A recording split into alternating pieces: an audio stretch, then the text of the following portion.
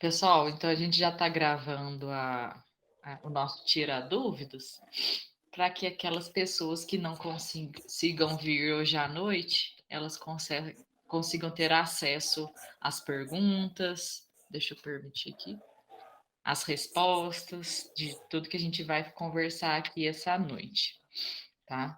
Só deixa eu verificar aqui se não tem ninguém. Você me ajuda, né, Ezequiel? Vamos ver se não tem ninguém que está com problema de entrar. Às vezes o pessoal manda alguma mensagem, que daí a gente já vai começar.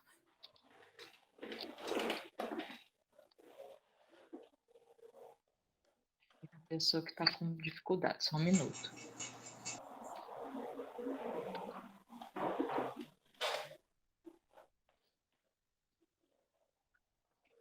Ai, que bom que a Camila está aqui, Camila, que daí eu também quero resolver, quero explicar a sua dúvida, uma dúvida que você colocou lá na plataforma esses dias. Será que foi você? Acho que foi você, ué. De colheita de café. Sobre dias separados e tudo mais. Vamos falar sobre isso aqui. Então vamos lá, pessoal. Vamos fazer da seguinte maneira. Essa aula é para a gente tirar dúvidas. Então eu selecionei algumas dúvidas de perguntas que estavam na plataforma ou de algumas pessoas que me mandaram para mim dúvidas no Instagram, né? A Maria mandou uma mensagem que eu achei importante trazer a dúvida dela aqui, que também é a dúvida da Laís. Acho que a Laís ainda não chegou, mas tem umas 3 ou 4 dúvidas da Laís que eu também selecionei que eu acho que pode ser interessante. E aí eu vou solucionando.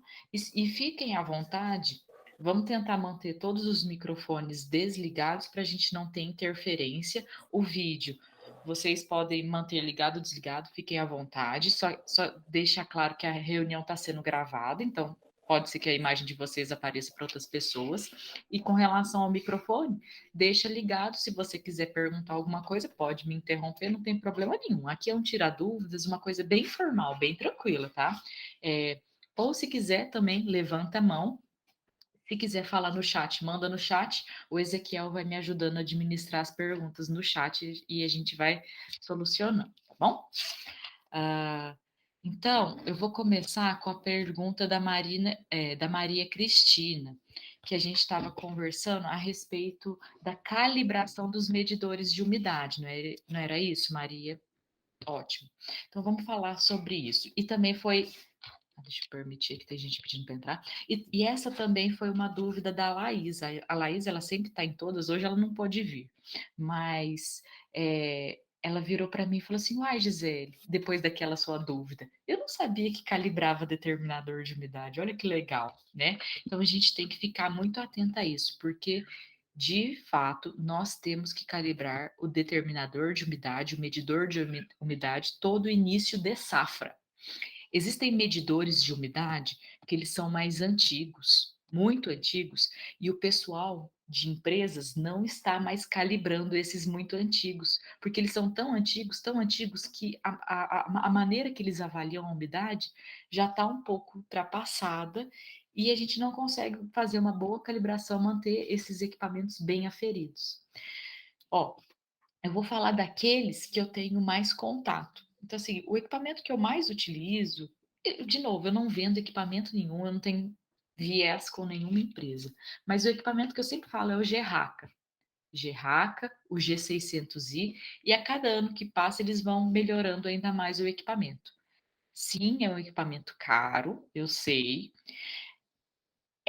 Só que a gente tem que fazer uma análise para verificar a importância dele, se a gente pode comprar ou não, e eu respeito, claro, a tomada de decisão é de vocês, às vezes a gente consegue, com um equipamento às vezes um pouco mais barato, mas bem calibrado, conseguir um bom resultado final, ok. O da Gerraca.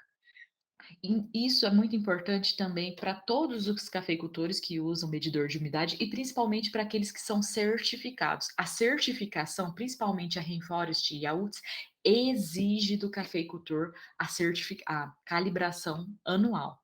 Então, existe uma empresa que calibra esses gerracas, que é a empresa que chama Alfamari. Vou dar o exemplo aqui na minha região. Minha região cafeeira, né? Então, a gente tem acesso às coisas de uma maneira mais facilitada na área de café. Essa empresa, ela vem todo ano aqui em patrocínio e ela faz a calibração de vários produtores, de várias cooperativas, de várias associações. É a Alfamário. Deixa eu ver se eu tenho aqui. Ah, vou ver se eu acho aqui o. Vamos ver se eu colocar a página dela. Alfamário. Calibração. Aqui, ó.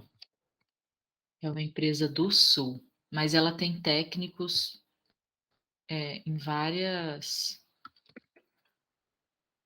cidades do Brasil. Que eu vou colocar aqui no chat para vocês. Então, é o link da Alfamari. Tá? Às vezes, por exemplo, se vocês moram numa cidade que tem alguma grande cooperativa próxima a vocês, com certeza eu arrisco dizer que é eles que fazem essa calibração, tá? Aí você pode se calibrar. Gisele, não tenho acesso, como que eu faço isso? Olha, a calibração do equipamento, ela assim, é relativamente simples se você conhece alguém que tem um equipamento que está calibrado. Basicamente, como que funciona? Eh, o medidor de umidade, ele vai existem várias opções de medir café. O correto é medir na opção café, por exemplo, esse equipamento da Raka tem café ISO 6673, café em pergaminho e tudo mais. O certo é a opção café. E aí, por exemplo, eu tenho um equipamento, eu não sei se ele está calibrado. E a cooperativa da minha cidade, eu tenho certeza que o equipamento deles está calibrado. O que que eu vou fazer? Eu vou levar o meu equipamento na cooperativa da cidade. Eu vou pegar uma amostra de café e medir no equipamento da cooperativa. Faz de conta que essa amostra de café deu 11,5. E eu pego essa mesma amostra de café e vou medir no meu equipamento. E essa amostra deu 11. O café tem 11,5, mas no meu equipamento ele está errando, ele está colocando 0,5 para menos. O que que eu faço? Existe uma opção nesses equipamentos da Gerraca para você fazer um ajuste. Aí você vai falar para o equipamento, você vai fazer o ajuste de mais 0,5 toda vez que você fizer uma medição, ok? Aí é isso, você só informa para o equipamento. Basicamente é assim que eles fazem a calibração do equipamento. Eles dão uma manutenção, claro, no equipamento e fazem essa correção. Aí, eu não sei se a Maria ainda está aqui, a Maria me questionou qual que era a metodologia que eles utilizam. Olha, Maria, você está aqui? Não sei. Tá. Porque é o seguinte, Maria, qual que é a metodologia que eles utilizam? A metodologia padrão de estufa de café é uma metodologia que chama ISO 6673. É essa aqui. Ela é padrão de café. A padrão de sementes e grãos, de modo geral, é, é a que utiliza 24 horas em estufa. Esse é o padrão de sementes em geral, que está lá na regra de análise de sementes e de grãos. Mas algumas espécies de grãos e de sementes têm uma metodologia específica, que é o caso do café, que tem o ISO 6673. Aí tem o de milho, que são. Aí a ISO 6673 são 16 horas e tudo mais. Então, esses métodos padrão, a gente tem o 24 horas para grãos de modo geral, e existe o de café, que é a ISO 673. Gisele, é essa que está lá na opção café do Gerrac? Não, não é. Existe lá no Gerrac a opção ISO 6673 e existe a opção do café. E o café, ele é calibrado por qual método? É um método que a gente fala que é o pai de todos os métodos de calibração de umidade. É o Carl Fisher. É um Carl Fisher. É um método que utiliza estequiometria, basicamente, para fazer a calibração do café. É um método de laboratório extremamente caro, que quantifica, que retira toda a água do café e quantifica por estequiometria quanto de água tem no café. Então, é somente essas empresas grandes que têm essa tecnologia para conseguir fazer essa calibração. No mais, o que, que você pode fazer? Se calibrar calibrar o seu equipamento com uma empresa que você sabe que está calibrado. Gisele, mas meu equipamento não é um Gerraca, é um mais simples. E ele não tem essa opção de mexer dentro dele. Simples. Você vai tentar levar uma amostra em algum produtor, alguma cooperativa que você sabe que está calibrado. Mediu a amostra, deu 11,5. Mediu no seu equipamento, deu 11, é só você sempre fazer a correção. Você sabe que toda vez que você medir no seu equipamento, o seu equipamento está errando 0,5 e você acrescenta nessa umidade. Então, é uma maneira assim rústica, vamos dizer, de conseguir determinar a umidade, de conseguir fazer a calibração. O ideal é chamar a empresa mesmo para fazer a calibração, como a Alfamare, que eu deixei aqui, porque ela vai limpar o equipamento, ela vai dar manutenção, ela vai deixar o equipamento zero, tá? Mas se não for possível, a gente pode fazer essas adaptações, tá? Ficou claro? Ficou alguma dúvida? Eu fui confusa em algum momento? Quer complementar, Maria, com a dúvida que você tinha? Pode falar, não? Não, eu faço isso mesmo. Meu equipamento não é esse daí, padrão, né? E aí eu tenho uma empresa, um laboratório de análise físicas e sensoriais, que tem esse Gerhard aí. Ah, legal. Aí eu faço exatamente como você disse. Eu levo o grão, faço a medição lá no laboratório e aí vou aferir no meu equipamento. Perfeito. Aí assim que eu tenho feito. Aí eu fiquei em dúvida se eu deveria comparar com esse equipamento, que eu também não sei se lá no laboratório está, né, certinho, ou se deveria conferir com o método de estufa, que é a ISO, alguma coisa que você falou. Então, não, melhor não. Melhor você fazer da maneira que você tem feito, certinho? Porque o que vai acontecer? Os métodos de avaliação, eles alteram o teor de água do café, o valor. Exemplo, normalmente a ISO, faz de conta que o café seu tá na opção café de mercado comercial, tá lá, o café tá com 11,5%. Na ISO, esse café vai estar mais ou menos com 10,8%. Ela sempre joga para baixo. Então, seu café vai estar muito seco.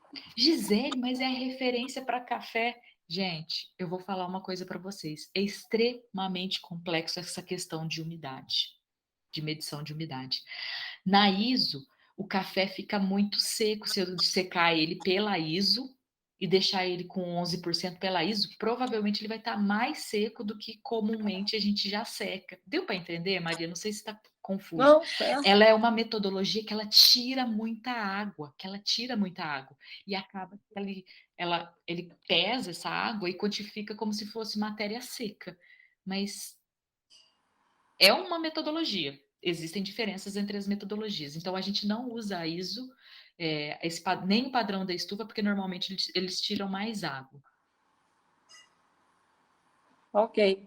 Eu acho importante, então, sempre fazer essa aferição de Exato. safra para safra, porque senão a gente esquece, o ano passado deu certo, esse ano já é outra, o clima mudou, o ambiente é outro, então é Exato. importante sempre estar conferindo, né? Sempre conferir. E às vezes, por exemplo, às vezes tem equipamentos que ficam próximo à área de secadores, que tem muita poeira, muita trepidação. Isso tudo, a poeira, usar muito o equipamento, descalibra ele também. Nós temos que usar, não estou falando que não temos que usar bastante para valer a pena o investimento, mas esse uso descalibra o equipamento. E a gente tem que toda safra, início de safra, calibrar ele sempre, todo ano, gente, não tem jeito. Todo ano ele descalibra assim. E não utilizar ele nesse período de entre safra também deixa ele descalibrado.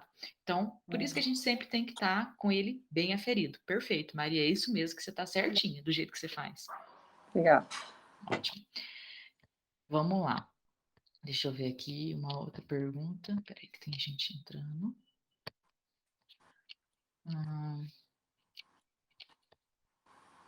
A pergunta da Laís.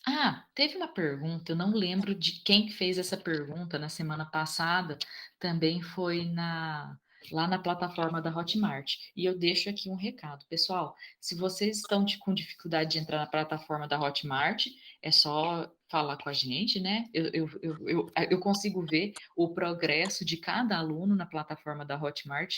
Alguns estão avançando bem, parabéns. Tem uns que ainda está devagarzinho, tudo bem. Mas quem tiver dificuldade, é só falar, é só falar com a gente, tá? E, e na semana passada, a Laís mandou uma pergunta. Ah, quer ver? Deixa eu ver se eu acho aqui.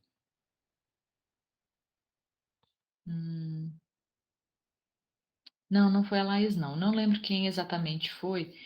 É, aqui foi a Laís. Ó, gostaria de saber se tem algum estudo sobre a qualidade do armazenamento do café em Big Bag, normas de cooperativa versus tempos. Tem sim, Laís, eu vou te passar o artigo. É, eu vou, eu vou passar o artigo e aí eu quero falar o seguinte. Ah, agora eu lembrei que eu estava falando. Uma pessoa pediu para eu colocar o checklist do Borém na na plataforma da escola. Eu já coloquei, mas eu não coloquei o checklist do Borém. Eu coloquei o checklist da Gisele. O que que eu fiz? Eu peguei o checklist do professor Borém e eu fui melhorando com o que eu acreditava ser legal. Então, eu peguei esse checklist e já está lá na plataforma, né, Ezequiel? A gente criou um outro módulo, não foi, Ezequiel? Onde a gente colocou. Você quer falar ou você quer escrever? Pode falar. Sim, a gente está ouvindo direitinho? Sim. Sim, a gente criou um módulo abaixo do módulo de introdução do curso.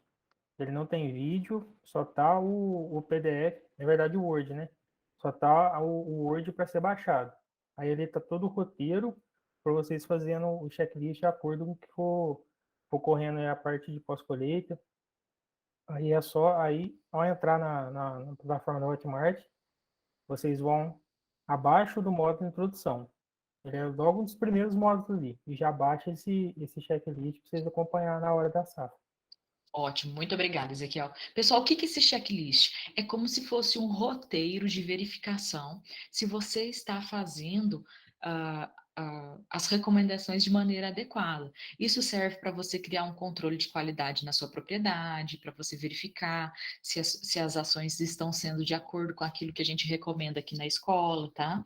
Então, é bem legal esse roteiro. Depois vocês deem uma olhada. Então, assim, semanalmente, as pessoas vão me mandando algumas perguntas e às vezes, se eu consigo acrescentar isso no curso, como foi esse pedido do checklist, que eu achei que era tranquilo, simples, eu já tinha o checklist, aí eu acrescento, tá bom? Então, vocês podem mandar as demandas, aquilo que for possível, eu vou fazer. Aquilo que eu não conseguir, eu vou falar, não tem problema, tá bom?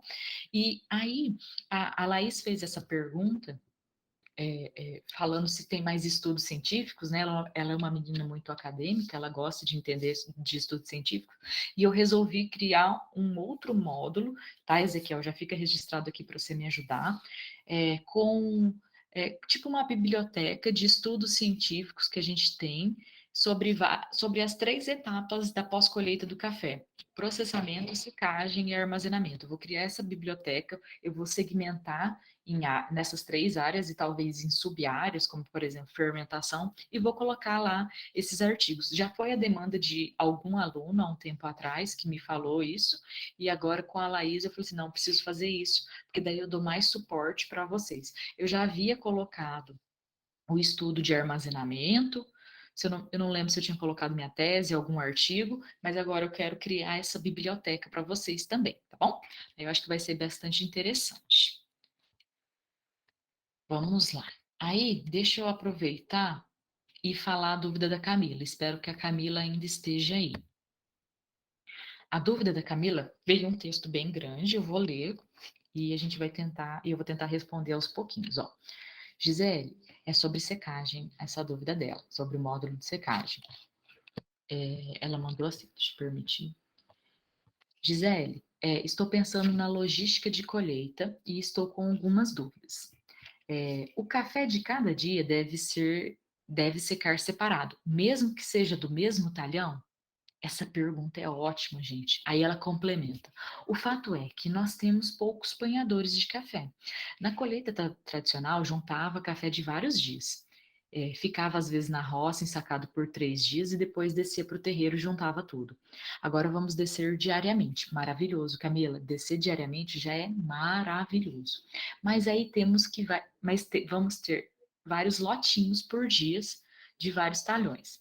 Então, colhemos pouco pela dificuldade de mão de obra, estamos em uma área montanhosa, colheita tradicional.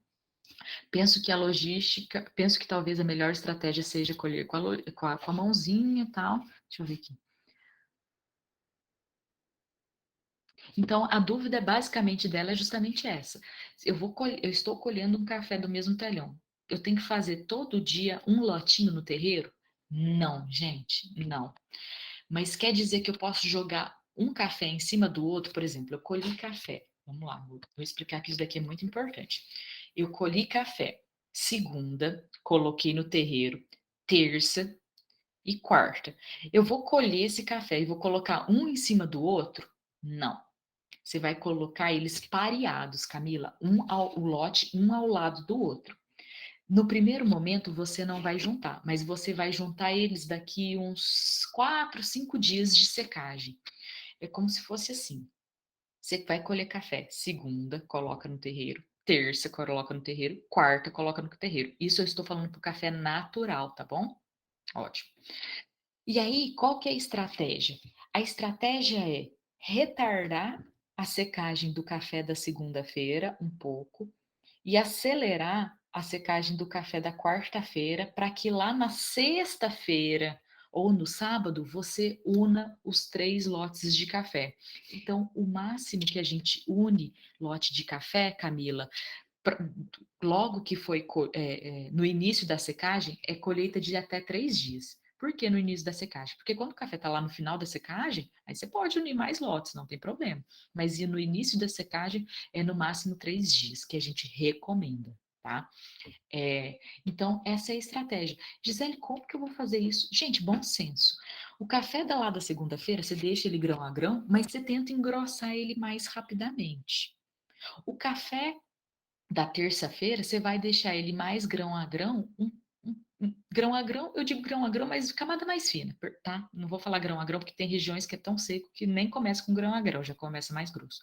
Mas você vai tentar deixar o café da quarta-feira um pouco mais fino por um período maior de tempo. Gisele, mas vai esturricar o café? Não, não vai, gente. É coisa de 2, 3 dias, não vai esturricar o café. O café esturrica lá no final da secagem. Tá? Então, a ideia é essa jogada, tá, Camila? É essa jogada, bem no bom senso. Você vai parear os lotes de café um ao lado do outro e vai tentar acelerar a secagem de um, retardar um pouco a do outro, para que lá na sexta, sábado, você consiga unir esses lotes. E aí você vai fazendo isso para os demais. Ó, o Felipe fez uma pergunta. Secagem. Não é melhor manter separadas as quantias colhidas por dia até a secagem total de cada lote? Se você fizer isso, Felipe, que eu estou fazendo com critério, só que você tem que saber administrar isso e perceber que o café está secando um pouco mais e secando um pouco menos. Não tem problema. A gente já tem estudo que isso não vai comprometer a secagem, porque o café está bem úmido. Tá? Agora, vai com calma. Se você nunca fez união de lote, começa com a união de um dia do outro, de 2 dias só, para depois você tentar o terceiro dia. Então, de 2 dias é mais seguro. Aí você vai trabalhando café e vai vendo como que tá a uniformidade. Lá no final da secagem, Felipe, o que que você faz? Você olha o aspecto, ele não pode estar manchado. Então, você vai utilizando essas estratégias de gestão mesmo, de ir olhando para o lote, ver se não está manchado, porque qual que é o problema se você sabe que o talhão é o mesmo, que a qualidade sensorial é a mesma, não tem por que não juntar, não tem por que não juntar, você pode juntar, mas aí lá no final ele tem que estar com um aspecto visual legal, tá bom? Se for terreiro suspenso, Kátia, é o mesmo critério. A diferença é que o terreiro suspenso seca mais rapidamente, mais lentamente, mas é o mesmo critério. Tentar retardar um e acelerar o que colheu por último. De novo, a gente pode falar, Felipe, Antes de você falar, Felipe, Boa noite a todos. Boa noite. Só, antes de você falar, Felipe, é óbvio que se você conseguir separar e isso não vai te causar uma dor de cabeça a mais, ok, tudo bem, maravilhoso. Isso eu estou falando para fazendas que precisam juntar por causa de logística, para administrar o café no terreiro, que precisam, às vezes, unir lote, Felipe, para dar partida num secador, porque para você colocar o café no secador, às vezes você vai ter que unir lote de 1, 2, 3 dias ou mais, para ter volume. Então, são fazendas que precisam dessa estratégia para facilitar a logística de secagem do café no terreiro. Mas se você não quiser, não tem necessidade, porque pode ter influência na qualidade, mas pode falar, Felipe, agora, desculpa. Sem problema. O que eu estou fazendo é colher dia a dia os que são maduros, colocar no terreiro suspensos separados, nunca misturar, e verificar o grau de umidade dia a dia de todos os lotes depois que eles chegam a 15%. Ótimo. E tudo isso está anotado, lote por lote de colheita por dia. Maravilhoso. Então, esse, Felipe, é o mundo ideal que você está fazendo. É o mundo perfeito. Mas se isso for te causar muito estresse, se isso for causar muito estresse em você ou nos seus colaboradores, não tem problema você juntar café pelo menos de 2 dias, tá? Mas a estratégia é aquela lá. Não afeta a qualidade?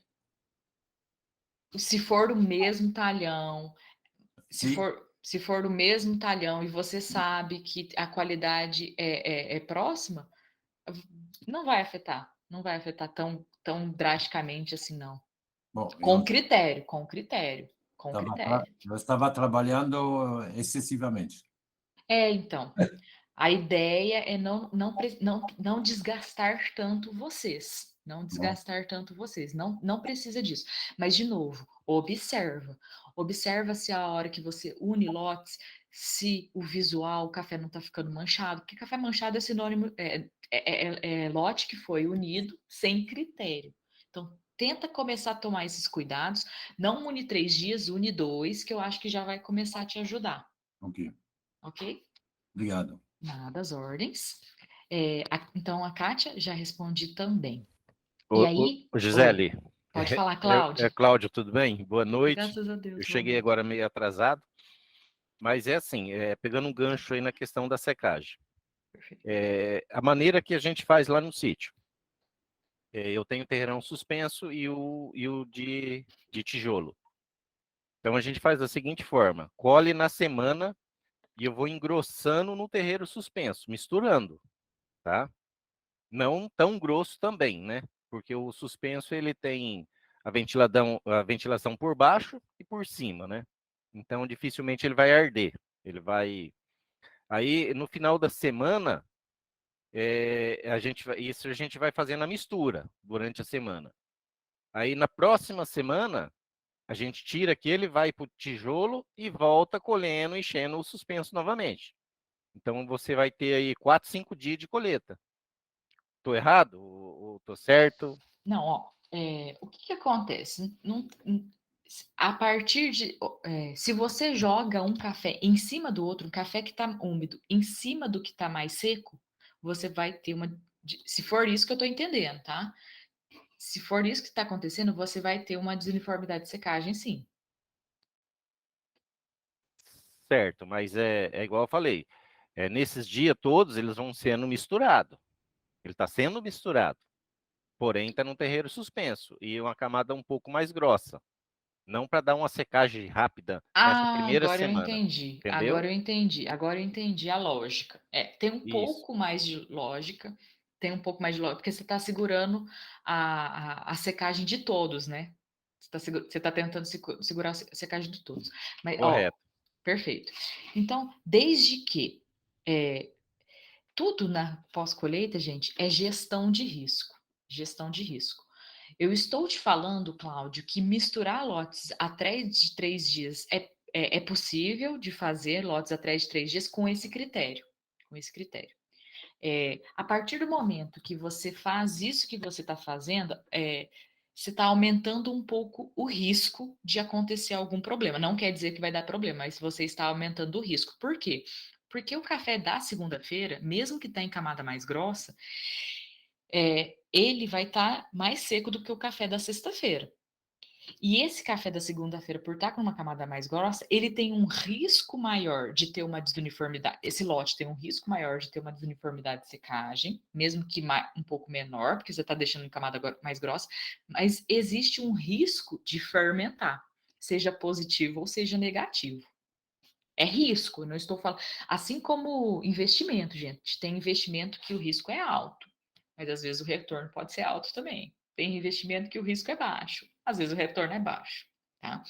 Então, Cláudio, o que você tem que avaliar? Então, nós podemos fazer várias coisas na pós-colheita, só que a gente tem que avaliar se aquilo vai causar um risco à perda da qualidade e se você está aceitando tomar aquele risco.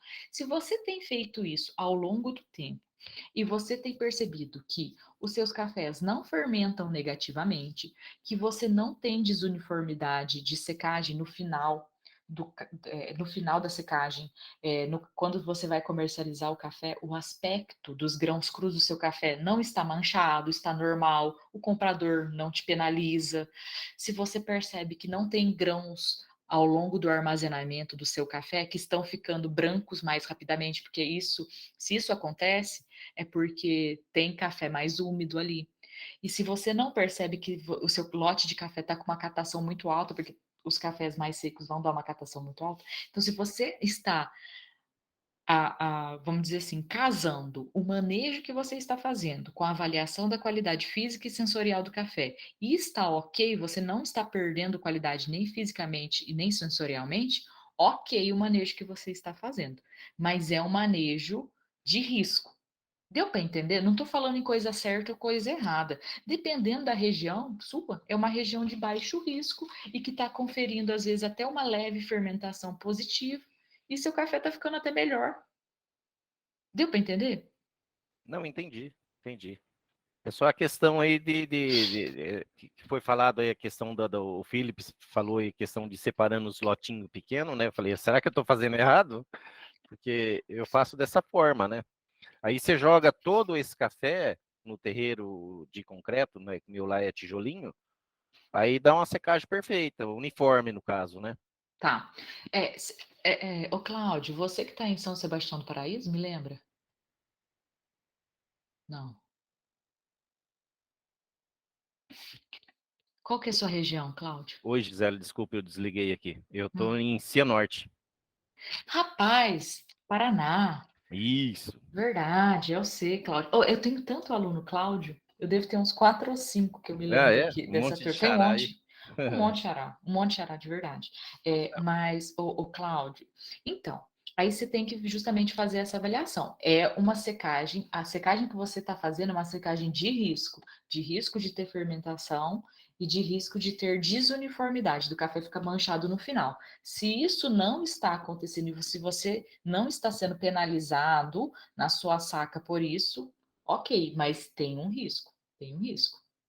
O ideal seria você fazer isso, mesmo no suspenso. O ideal, coloca um café ao lado do outro no suspenso, porque você vai ocupar quase que a mesma, a mesma É, área. vai ser a mesma área, exatamente. E aí você deixa do primeiro dia na camada um pouco mais grossa, dos outros dias, no quinta, sexta, numa camada mais fina, para lá para segunda-feira unir. Mas o ideal é 3 dias de união. 3 dias. Mais que isso, é risco alto. É só isso, é risco alto. Deu para entender? Deu para entender, Felipe, também, Entendi. o que está acontecendo? Ótimo. Sim, entendi, obrigado. Ótimo. Beleza. Deixa eu ver se tem mais alguma pergunta aqui no chat. Não. Vamos para a pergunta. Não sei se alguém aqui tem mais dúvida com relação às embalagens de alta barreira. Também foi dúvida essa semana. Já coloquei na plataforma da Hotmart as embalagens de alta barreira, o contato do pessoal que vende embalagem de alta barreira. Deixa eu ver se tem alguma dúvida no Facebook. Legal. Gisele, Oi, pode falar. Eu tinha levantado a mão só para finalizar a questão do terreiro. Posso fazer agora? Ótimo, pode falar. Eu entendi. Obrigada aí por trazer essa questão. Bem bacana. Agora, só mais uma dúvida.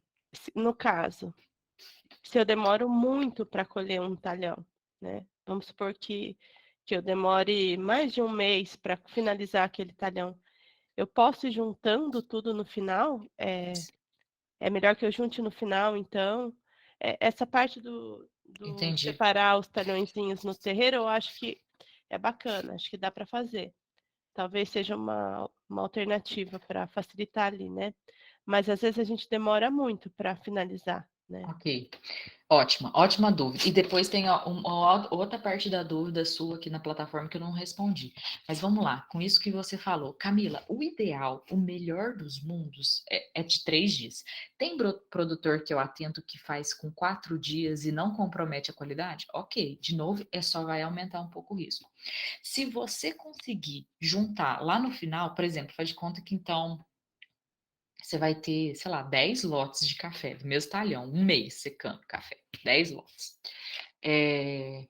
Gisele, no final eu posso juntar? O ideal seria, ideal, melhor dos mundos, seria você fazer a avaliação sensorial de todos os lotes e juntar. Não precisa ser para pontuar, mas uma avaliação sensorial mais grosseira para verificar se o sabor bate. O ideal, o ideal. Se não for possível, você vai ter que pelo menos ter um registro de como que foram as condições climáticas da secagem. Por exemplo, quanto tempo os cafés do início do mês, eu vou considerar um mês que você colheu esse talhão, tá? Quantos dias demorou para os cafés do início do mês secar? Quantos dias demorou para os cafés do final do mês secar? As condições climáticas eram as mesmas? Porque às vezes, o que você pode falar? Gisele, eu não tenho condição de levar para degustar, não posso. Então, o que às vezes você pode fazer, Camila? Você pode juntar os cafés da primeira com a segunda semana, depois lá no final, tá? Depois os cafés da terceira e da quarta semana, junta eles todos e leva para degustar. Então, assim, você não está fazendo o melhor dos mundos, mas você está fazendo o possível que você pode fazer. Gisele, não dá. Então, junta, mistura e faz a variação. E tendo esse registro, se foi diferente a secagem, você às vezes já pode falar. Vou dar um exemplo bem grosseiro. Gisele, o final da secagem deu uma chuva. Pô, cara, você vai marcar esse talhão. Ou não, a umidade relativa estava tão alta que deu alguns mofinhos. Óbvio, você vai marcar e você não vai misturar. Então, ter essas informações de como que estava sendo a secagem, quantos dias demorou a secagem, como que estavam as condições climáticas, se era igual, às vezes já te dá uma tomada de decisão, essa observação, para falar junta ou não junta. Ou tenta juntar da primeira com a segunda semana, da terceira com a quarta, leva para degustar, que vai ser um pouco menos de amostra. Deu igual tudo? Junta tudo. Deu diferente? Deixa separado. Você está entendendo, Camila? Então a gente tem que fazer muitas vezes o possível. Eu não pode fazer o impossível, a gente tem que começar fazendo o possível, né? Mas tendo esse olhar, essa visão para o café, que pode ser que dê diferença, mas vamos tentar. O melhor dos mundos seria degustar todos os lotes? Seria, mas não é possível de fazer. O que eu posso fazer? Vai separando ali o que é possível, tá bom? Vai juntando e separando o que é possível, beleza? E me veio a outra pergunta da Camila também, muito boa, que tá assim, ó. Mesmo que eu chegue com café no final da tarde e eu lave esse café, eu posso colocar o café no terreiro à noite? Sim. Essa é a pergunta. Posso colocar o café no terreiro à noite? Sim. Até a meia seca, posso deixar passar café à noite esparramado? Sim, Camila. Sim. É só a partir da meia seca que a gente vai juntar o café e cobrir à noite. A gente conta dias de secagem, porque lá no módulo de secagem eu falo, né? Ó, 1, 2, 3 dias de sol, depois dobra. 1, 2, 3 dias de sol, dobra. O que a gente conta dias de secagem? Os dias de sol. Esse café que chegou de noite, foi pro terreiro, ele não tá secando. Eu vou contar o primeiro dia no dia seguinte, beleza? Ó, o Felipe tá com a mão levantada e o Humberto também. Felipe, pode falar. Relativo à embalagem de estocagem. Vamos falar sobre isso? Vamos, claro. quando você me indicou a Videplast, é isso, hein? Sim. Videplast, eu entrei em contato com eles. E a história do gato que corre atrás da cauda dele. Recebi um preço por sacos, 2.000 unidades mínimo. Putz, Impossível eu comprar isso. impossível. Ok. Pedi, será que existe só de 60 quilos ou tem de 30 quilos? Ah, sim, tenho de 30 quilos. E a Cocatrel, não, tenho de 30, mas na Cocatrel somente de 60. Bom, eu quero de 30. Agora, finalmente, ele me respondeu, mínimo 1.000, porque ninguém tem 30 quilos no mercado desse Videplast, desses sacos. Ele me deu uma proposta, 1.000 unidades, R$ 9, mais IPI. 1.000 unidades. Felipe, É uma política feita para os grandes e os cafés especiais não são feitos pelos grandes. é verdade, mas às vezes a gente consegue, primeira coisa, associação, juntar mais para comprar. Segunda coisa, tá vendo o chat? Eu te mandei o contato de uma outra pessoa. Essa pessoa, ela compra essas embalagens de 1.000, 2.000, 3.000 e revende. Então, se eu não me engano, você vai conseguir comprar poucas unidades. Ele chama Osmar. Ele também vende levedura. Acho que eu já passei o contato dele aqui alguma vez falando de levedura, tá, Felipe? Ô, Não, Felipe, não vejo no chat. você, Osmar, 19. Sim, ok. ô, Felipe, por gentileza, me avise se você não conseguir, tá bom? Sim. Outra coisa, tem a Grain Pro também. Tem o Grain Pro. Eu prefiro o Videplast, mas tem a Grain Pro também. Vou passar o contato do Grain Pro, tá? Uhum. Peraí. Clabin? Não, Grain Pro. Não, mas você... não, é Maria Aparecida que colocou tudo. Tenta a Clabin. A Clabin direto não deu certo, né? Também é 2.000 unidades. Mas o Osmar vende Clabin.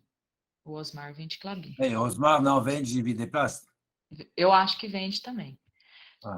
Vou chamar ele amanhã. Bom, Isso. E você vai me avisando, tá? Que daí a gente tenta. Deixa eu mandar do Cleiton da Calabim. Não, Cleiton da Videplast, perdão. É muita. não, na Videplast estava em contato com Cláudio. O Cláudio. Não, agora eu vou mandar da Grain Pro. Peraí, calma. Tô confundindo todos os nomes. Nossa, é muita gente, pelo amor de Deus.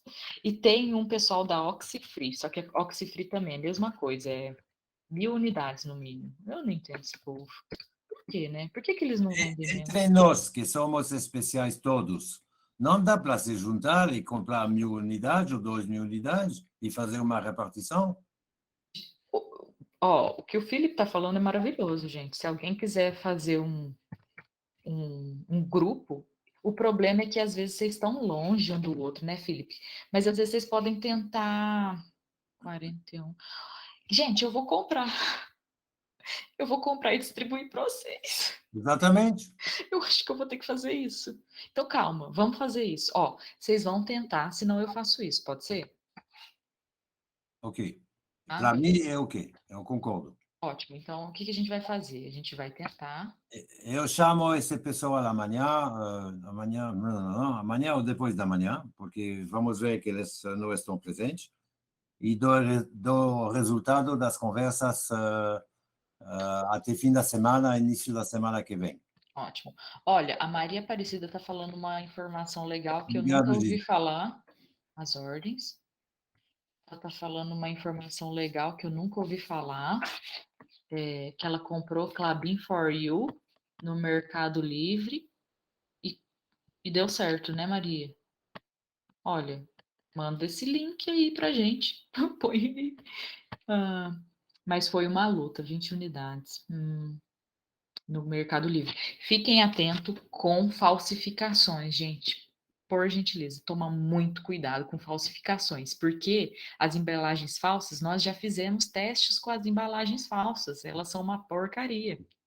Não protege nada, toma cuidado. Não estou falando que essa é falsa da Maria, só estou falando tomar cuidado, Mercado Livre, China, né, gente? Como fala?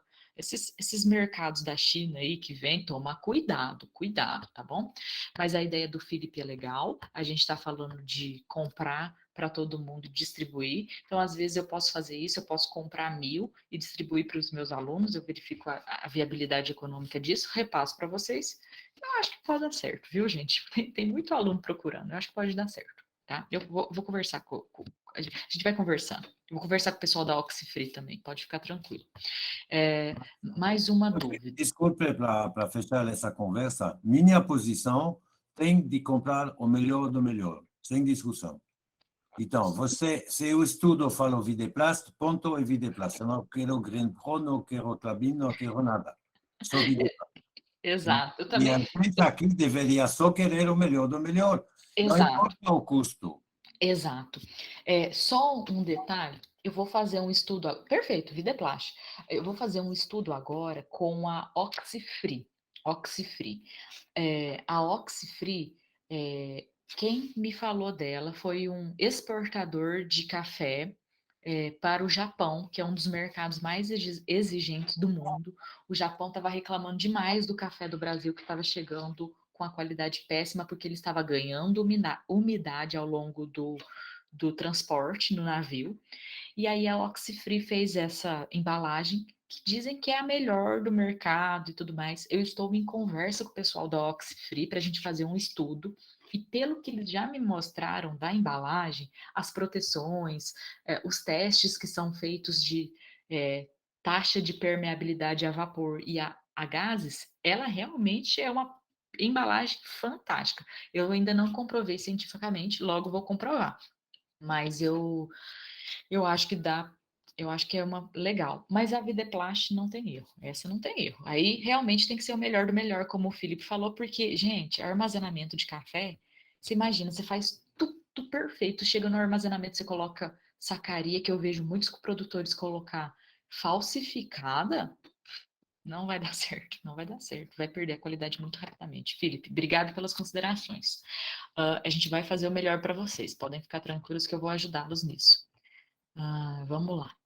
Então, já respondi da Camila. Camila, então fica respondido aqui. Depois, é que ia dar muito trabalho eu responder escrevendo lá na plataforma, essa sua dúvida, ela era bem complexa, por isso que eu resolvi trazer ela para a aula, porque é mais fácil de eu falar. Tem algumas coisas que fica difícil responder escrevendo, né? A gente tem que falar.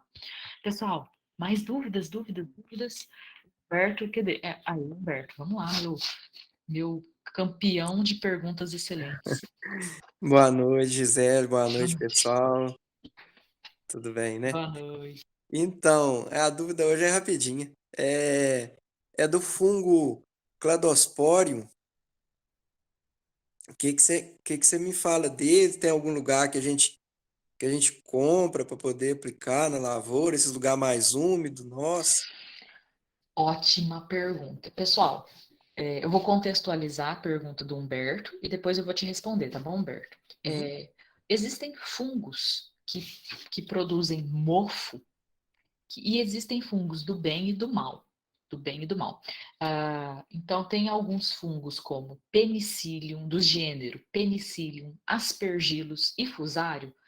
A maior parte desses fungos, eles são maléficos do mal e produzem micotoxinas. Vou escrever aqui, micotoxinas, que são toxinas produzidas por fungo. Mico é fungo em latim, se eu não me engano. E são maléficos para a qualidade, vai dar sabor de café riado, viu, E existem fungos do bem. Quando esse fungo do bem ele coloniza o fruto do café, ele não deixa que os fungos do mal colonizem os frutos do café. Um deles é o cladospório. Coloquei aí, é do gênero cladospório, que é um mofo verde musgo. Os outros mofos, eles têm verdes em várias tonalidades, preto, bem escuro, amarelo, ocre, algumas tonalidades, rosa. Esse é verde musgo. e ele é um fungo do bem. Só que existem empresas que produzem esse fungo para a gente aplicar na lavoura. Hoje em dia, o Humberto, a gente está se voltando muito para os biológicos e está sendo cada vez mais produzido biológico, né, para controle de pragas e doenças, e nós estamos utilizando muitos biológicos. Vou te contar uma história, tá? Quando o pessoal lá atrás descobriu esse fungo, as empresas de biológicos começaram a produzir, muitos cafeicultores compraram, aplicaram na lavoura, mas o que aconteceu com esse fungo? Ele morria. Por quê? Porque ele precisa de que condições ambientais estejam favoráveis.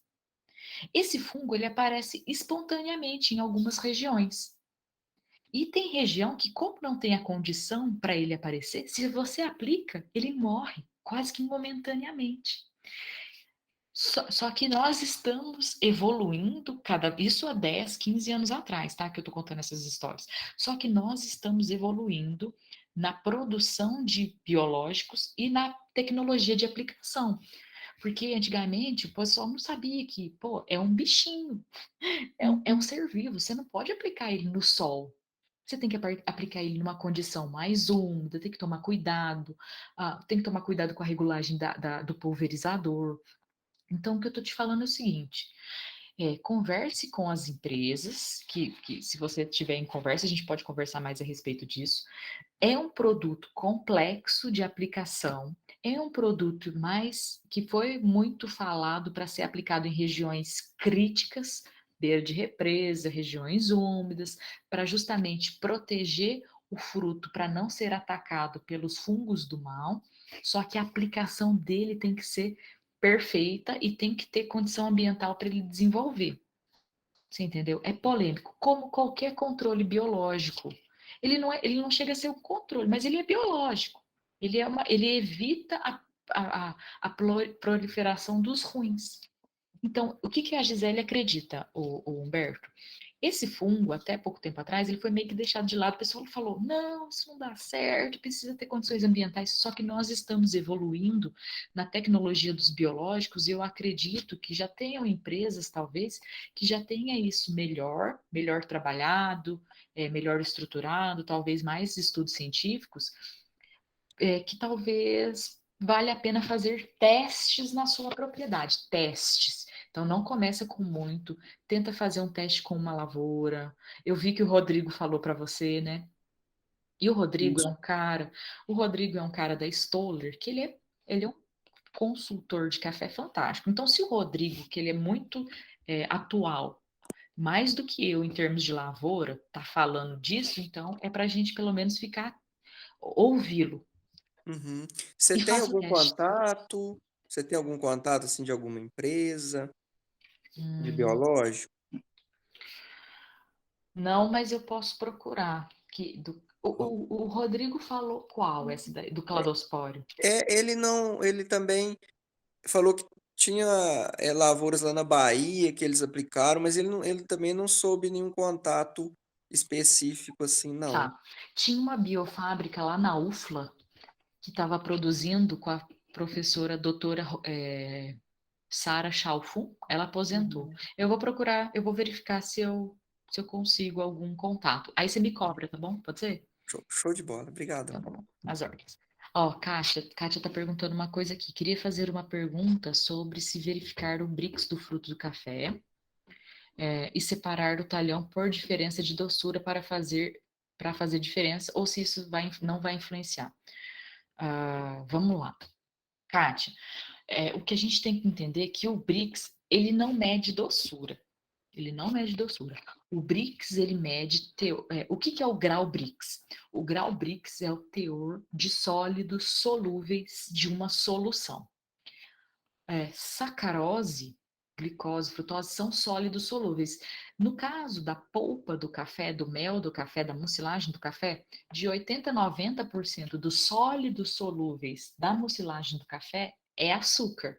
Então, ele dá uma boa correlação de presença de açúcares na polpa. Posso falar de doçura? Sim, mas é a doçura, vamos dizer assim, da polpa. Eu nem gosto de falar essa palavra doçura, eu gosto de falar de açúcares. Gisele, mas açúcar não é mais doce? Depende do açúcar, gente. O poder adoçante da frutose é muito maior do que 1 grama, mesmo 1 grama de frutose e 1 grama de sacarose. O poder adoçante da frutose é muito maior do que a sacarose, então é meio complicado a gente falar doçura, tomem cuidado. Mas é a quantidade de açúcar, tá bom? Se a gente imaginar uma linha de maturação do café, verde até seco, então verde, verde cana, maduro, passa, seco, o café, o grau Brix do café, ele aumenta até chegar no passa. No cereja, ele tem a maior quantidade. O cereja é o fruto, para vocês sabem disso, que tem maior quantidade de precursores positivos para a bebida, é o ápice da qualidade, é o cereja. Mas sabe qual que é o fruto que tem o maior grau Brix? É o passa. Por quê? Porque grau Brix mede uma solução de sólidos solúveis. Em solução, sólidos solúveis em solução.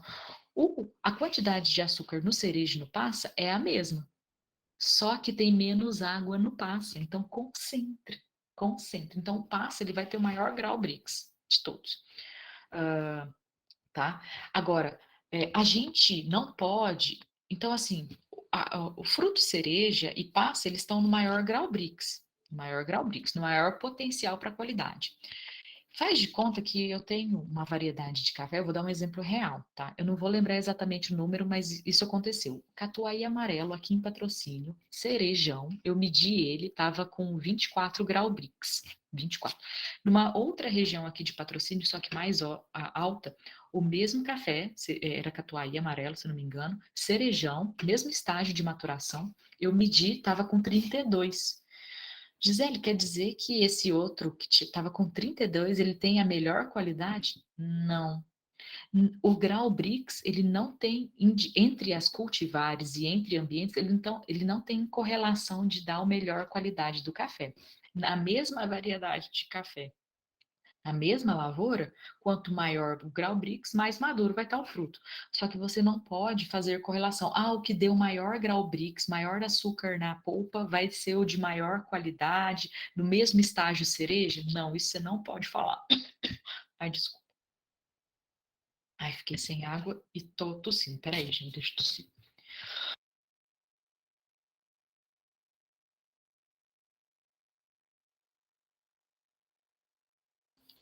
Pronto, desafoguei. Então, deixa eu voltar aqui para a Kátia. Você entendeu o que eu quis dizer, Kátia? Aí você pode perguntar assim, Gisele, então para que serve medir o grau Brix? Para você ter uma rastreabilidade de como que estava a quantidade de açúcares da mucilagem quando você colheu o talhão. Se você for fermentar esse talhão, você tem que ter pelo menos frutos aí. Falam de pelo menos 18, mas o ideal é 20, 24 grau Brix, tá? Precisa ter cereja, precisa estar maduro, precisa ter açúcar para fermentar. Então, é interessante ter esse registro para que lá no final, quando você tem a qualidade final do café, você saiba falar, olha, a qualidade deu essa, eu colhi o café Catuai amarelo daquela lavoura X e ele estava com esse grau Brix. E o grau Brix da mesma cultivar, ele muda conforme a safra. Vocês sabem disso. Tem safra que o café vem com muito mel, tem safra que vem com pouco mel. Então depende da safra também, tá? Espero ter explicado, Kátia. Se ficou confuso, que eu fiz uma explicação grande, você pode falar. Gisele, escreva o nome da embalagem que você recomenda. Na verdade, a embalagem é da Vida, a empresa chama Videplast, e a embalagem é a não tem um nome a embalagem, mas é a embalagem que foi utilizada na pesquisa da UFLA, e eu coloco embalagem UFLA, que eles sabem, tá? E tem a embalagem Grain Pro, tá? Estou escrevendo tudo no chat, tá, gente? Grain Pro, da empresa Grain Pro também. E tem a embalagem da Klabin, também eu chamo de embalagem UFLA. Pode falar, Maria. Ô, Gisele, eu estou aqui com o Romildo acompanhando e queria que você desenvolvesse um pouquinho mais essa correlação, assim, você disse que não necessariamente o grau Brix é vamos dizer assim, não é que é igual a qualidade, mas a gente estava tratando como um parâmetro de qualidade, vamos dizer assim, né? E Ela pode tenta ser. explicar só um pouquinho mais, por Tá. favor. Ó, legal, Maria Aparecida. Ela pode, ó, dentro da mesma cultivar de café, realmente o maior grau Brix é o fruto de café que está com maior potencial para expressar a qualidade, dentro da mesma variedade de café, da mesma cultivar, do mesmo talhão. Ponto. É que uma vez fizeram um estudo científico assim, ó. Pegaram 12 variedades de café no mesmo ambiente, era um campo experimental. 12 variedades de café. E aí eles mediram os grau Brix do café cereja que foi colhido. Mediram lá. E depois fizeram a bebida do café, de todas as variedades de café. E o que aconteceu é que não houve correlação entre o grau Brix e a qualidade da bebida. Por exemplo, um café que estava com 20, estava cereja, mas estava com 25 de grau Brix, ele teve uma pontuação muito alta. Um que estava com grau Brix de 30, ele deu uma pontuação mediana. Então, o grau Brix, ele indica que o café, se ele for alto, né, ele indica realmente que o café tem mais açúcar, que o café tem mais açúcar, não, desculpa, que a polpa tem mais açúcar. Se a polpa tem mais açúcar, o fruto está maduro. Se o fruto está maduro, a semente está matura, né? Então, realmente. Mas entre variedades, a gente não pode comparar.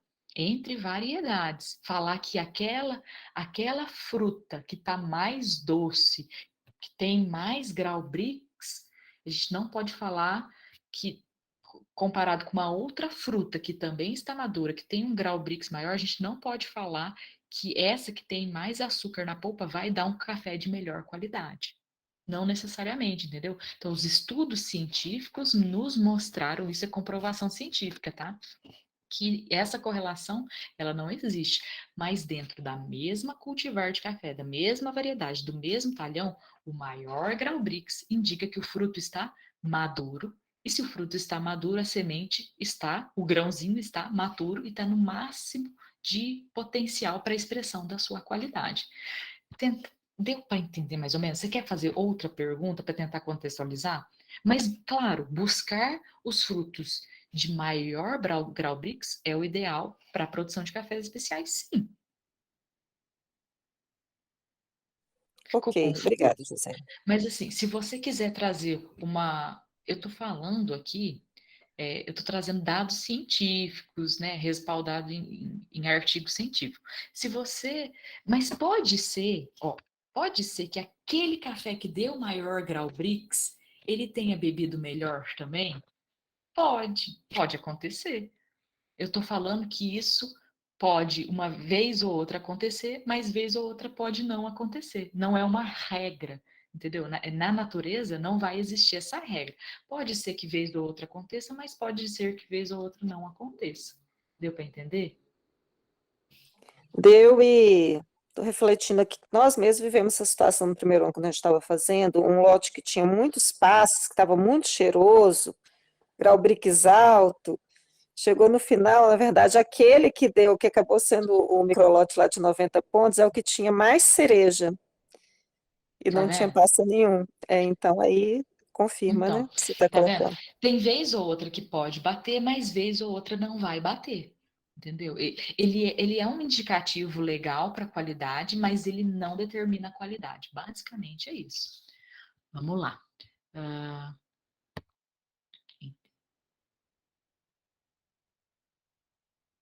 isso, a Kátia falou bem, olha lá. Acredito que o grau Brix ajuda a verificar, anotar o ponto de maturação, ajuda a verificar, é verdade, exato.